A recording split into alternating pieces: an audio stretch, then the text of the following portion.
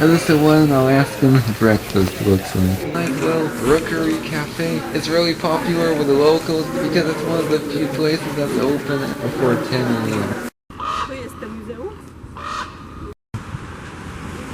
In the late 1930s, in an effort to help the country recover from the Great Depression, FDR put forth his famous New Deal, creating a number of federal agencies to get people back to work. In between 1938 and 1942, more than 200 Tlingit and Haida Indians cleared trees for the Civilian Conservation Corps and carved totem poles from them. And in an effort to bring tourism to Alaska, began creating totem parks, turning Juneau into an epicenter for Indigenous art, which is quickly en route to becoming the Northwest Coast arts capital of the world. And some of the finest examples of Indigenous Alaskan art can be seen right here in the Alaska State Museum.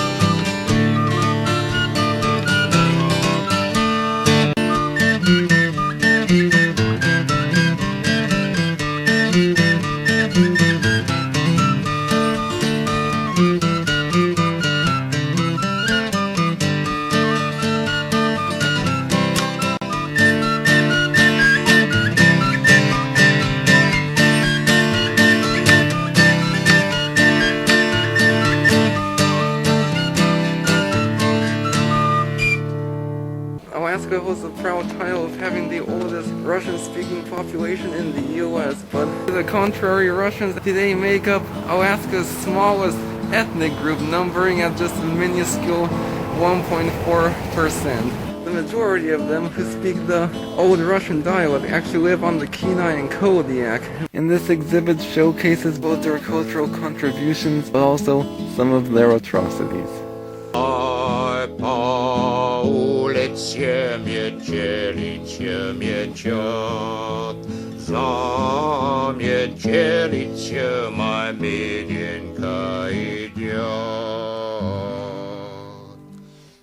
Постой, постой, красавица моя, дай мне наглядеться радость на тебя. Дай мне наглядеться радость на тебя. The museum also covers the state's more recent history.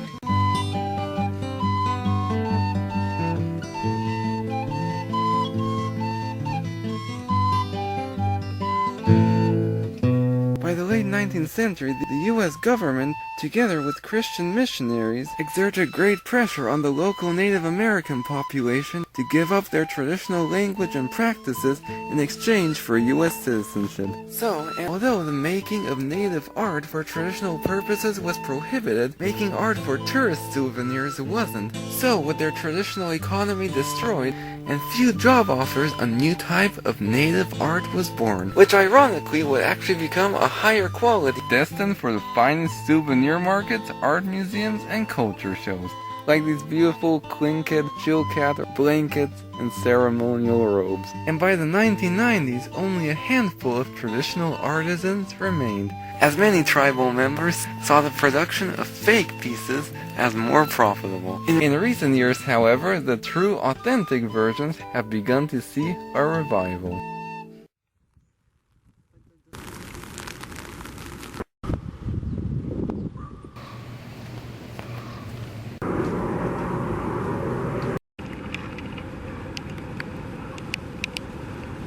Juneau is also one of America's rainiest cities, and because of the temperate climate, when there's a certain percentage of humidity, the temperature actually feels colder and not warmer. And a rainy day like today is the perfect chance to visit the city's museums and shops.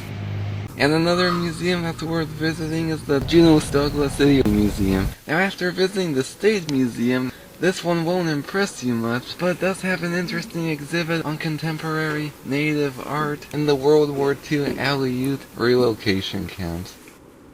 That's this picture right up here. Alright, here we have a small exhibit on Russian and Asian immigration.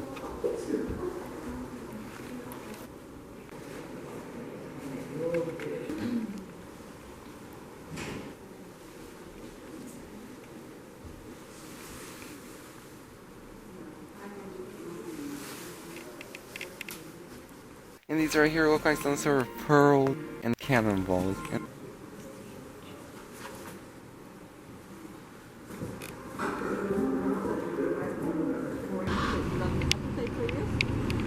I'm outside the Juneau State Office building, which may not sound very interesting, but believe it or not, this facility has some unique surprises. One of them is this spectacular observation deck. Probably looks better in nicer weather, but that's okay. At least you can see what a typical Juneau weather looks like.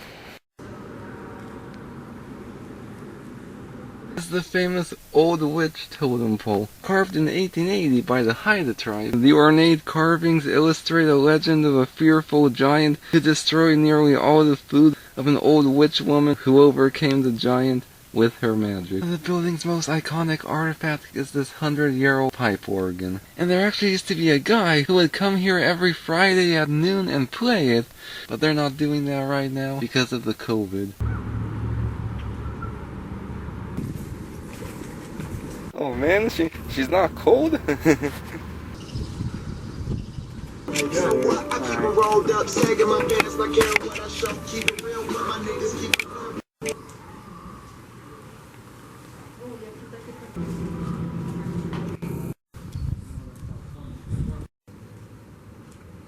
The famous Hotel Impossible hotel, where the owner told Anthony that the bar isn't for tourists but for locals. Something that may surprise you about Juneau is there's quite a large Filipino community. Around 4.5% of the state's population. The largest Asian American group first arrived in the late 1700s and ended up working on the mines, canneries, and whaling ships. And they eventually ended up marrying a lot of the indigenous women. And what now? No chodź jedną stroną najpierw. To nie będzie stroną.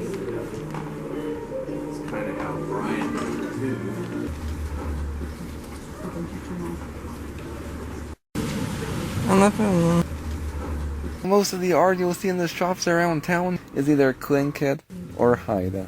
Na herbatkę tam wodę gotowali. But we have sour cream on the... Yeah.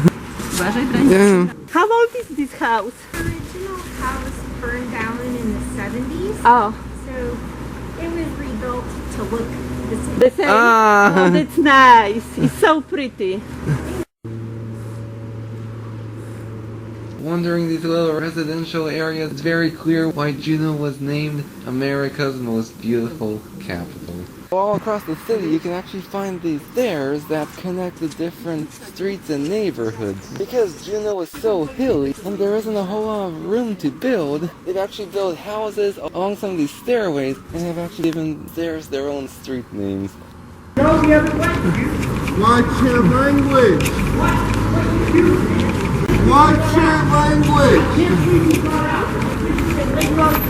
You'll never hear about Juneau is how many homelesses and tweakers there are here. And I've always heard that Alaskan towns have a bad reputation. I certainly wasn't expecting it in a small picturesque tourist town like Juneau, and this is probably the worst I've seen it anywhere. And I won't tell you to avoid Juneau entirely. The city does have a lot to offer. 90% of the people you'll meet are wonderful. It's just something you want to be aware of if you're thinking about moving here or bringing your kids here. Even the most beautiful places have their problems.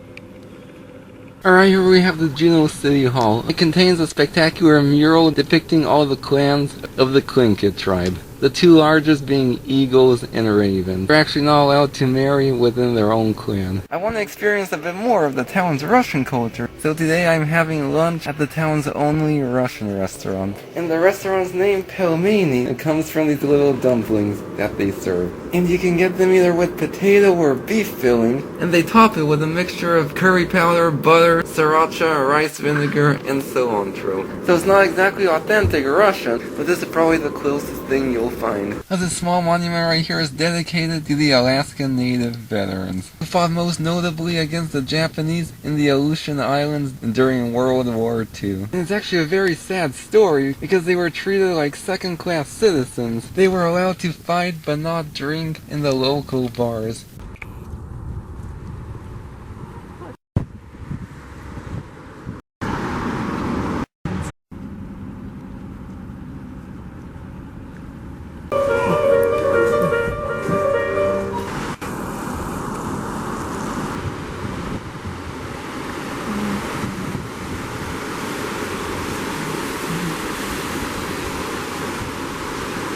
Kierowcy to mili, bo ci stoją.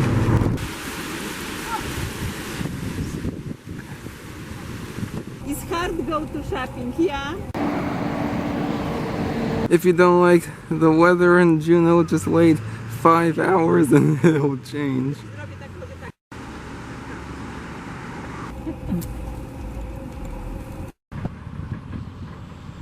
Right across the gas snow channel here you can see Douglas Island. This is where 10% of Juneau's population lives. The island was first sighted in 1794 by Captain George Vancouver, who named it after the Bishop of Salisbury, John Douglas. This 75 square mile island is what's known as a tidal island, meaning during high tide when the Gastineau Channel floods it's actually an island, but during low tide it's actually connected to the mainland a bit further north towards the airport. And this is the best time to visit the island. And for just $2, the city bus will get you to the island's most popular beach.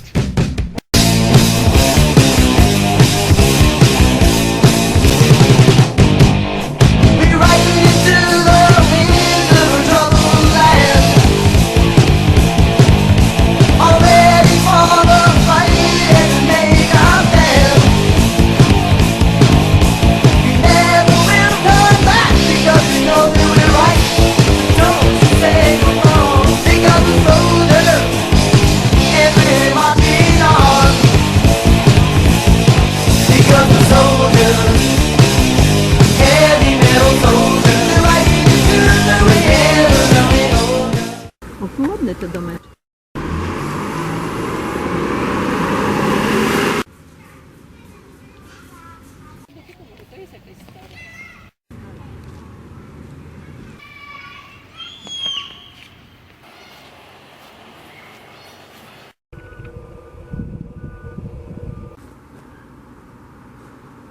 Oh wow, this is nice. We're on Douglas Island. There's only one road that goes on this side of the island where all the houses are. The other side of the island is completely rural. You can see that highest peak up there actually has a ski resort. And although we're right across the water from the main city, I can already sense a completely different atmosphere here. This island has what I would describe as a true Alaskan vibe. It's also a bit more upscale, and you won't encounter a lot of the problems that sadly plague downtown. This is seriously one of the most underrated places in Juneau. All around Juneau you can find these photo poles. A lot of tourists see these as nothing more than just a beautiful piece of art to photograph. And it's so easy to overlook the fact that each of these beautiful figures have a spiritual and symbolic meaning.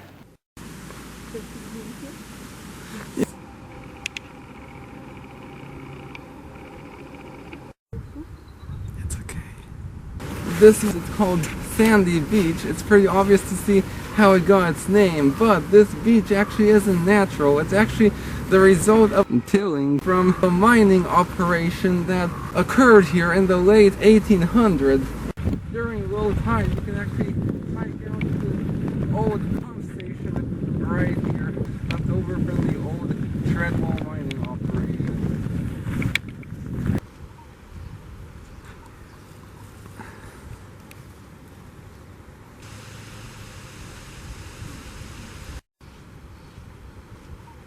That could actually be like a petrified stump. It looks living. So it could be like a shell.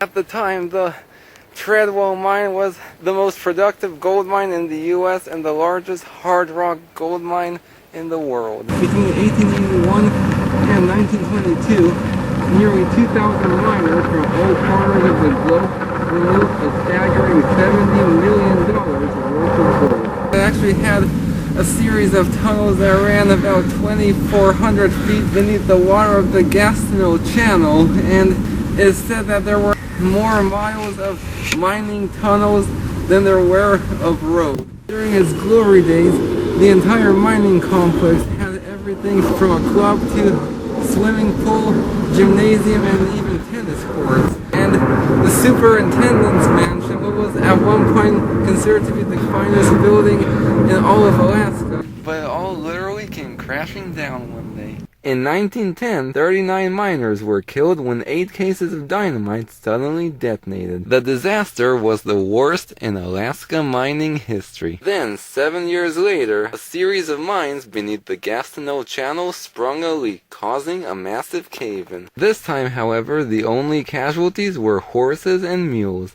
Attempts to reinforce the remaining mines were ineffective. And with the outbreak of World War I, many miners returned to their home countries, and the last shafts ceased operation in 1922. Today, only ruins remain of the region's once great mining industry.